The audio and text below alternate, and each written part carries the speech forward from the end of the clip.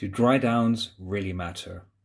Now, for me personally, and this is not a very popular opinion amongst fragrance enthusiasts, I do not care about dry downs. Let me explain.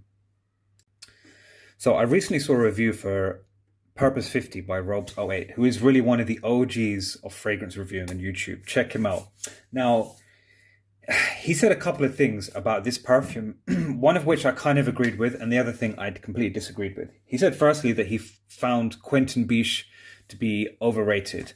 I don't agree with that. I don't think he's overrated, but he is overhyped, okay? Like, Quentin Biche is that Biche, if you know what I'm saying.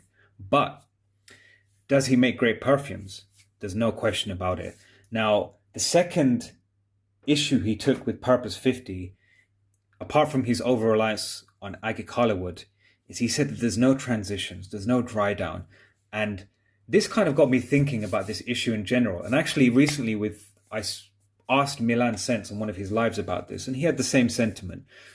For them, for a perfume to be kind of artistically worthy, there has to be a dry down, transitions. And I understand why, because really that does demonstrate the skill, the craft, and the artistry of the perfumer. Getting all these different components, aroma chemicals, etc., to blend with one another and dry down over time, it really requires a lot of skill and experience. But I'm going to say this as a consumer of perfumes, I don't care about all that. I just like something that smells good, you see. So that's kind of my first issue with that. Some perfumes, they have great dry downs, and I do appreciate that. There's no doubt.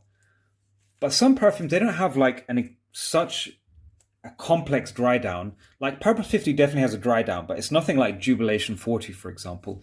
Does that mean it doesn't smell as good? In my opinion, no, I prefer this to Jubilation 40. My other issue with this opinion in general is that this thing about dry downs, it can be a gift and it can be a curse, okay? So I take two perfumes I have, which I love.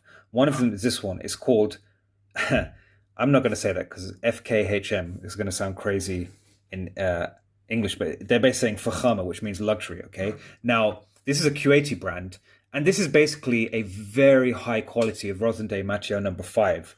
The problem with this perfume, and even the original, is it has a very rubbery opening, you know? Once you get past that, you have a beautiful vanilla suede, but the opening is a bit tough.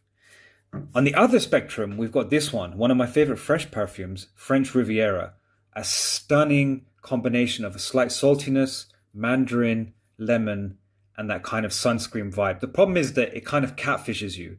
And as it dries down, it just goes towards a sunscreen vibe. And that's an issue I have with a lot of perfumes, is catfishing